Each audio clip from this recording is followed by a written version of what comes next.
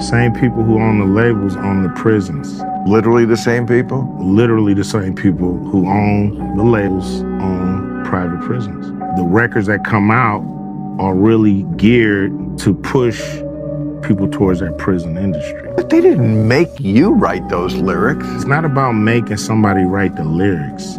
It's about being there as guardrails to make sure certain songs make it through and certain songs don't. Some records are made by committee, meaning record company guys sit around and tell the artists, this is hot, say that, do this. We're gonna have this guy write the lyrics. We're gonna have that. You have, the record company pushing the narrative. Some social engineering going on here to make sure those prisons stay full.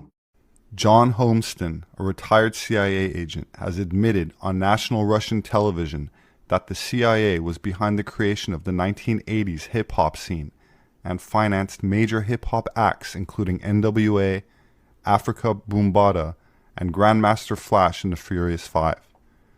The government at the time spent, quote, big money, serious money, on this covert operation destined to further division and corrupt the American youth to nihilist, anti-establishment, and anti-American ideologies, he explained in a half-hour interview broadcast on national television. Famous hip-hop songs of the legendary hip-hop outfit NWA were even scripted by a team of psychologists and war propagandists of the CIA.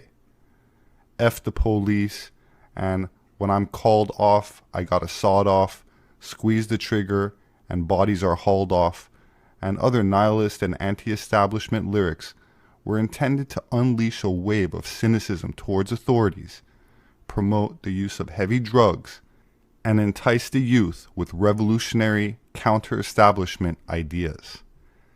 The retired CIA agent claims the social engineering maneuver was extremely successful.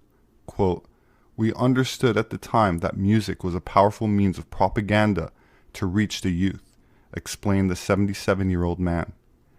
Our mission was to use teenage angst to our advantage and turn Generation X into a decadent, pro-drug, and anti-establishment culture that would create uprisings and further division within society. We even infiltrated mainstream radio to promote their music and reach millions of people every day, he admitted, visibly proud of the accomplishment. For many of us in the CIA, infiltrating the 1980s hip-hop scene was one of the CIA's most successful experiments of propaganda to date, he acknowledged during the interview.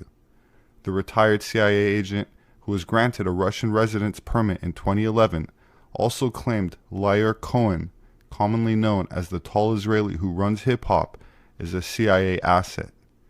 When it comes to engineering culture, no one touches Lyre Cohen, Homestead admitted. He ended up promoting rappers such as Jay-Z and Kanye West, and more recently brought Migos and Young Thug to prominence.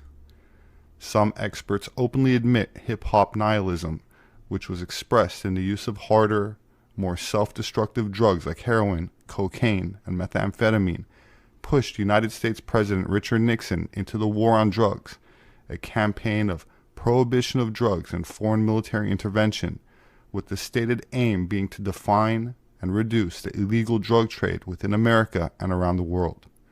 Quote, the chaos we caused in America helped the government justify overseas wars of plunder to middle America.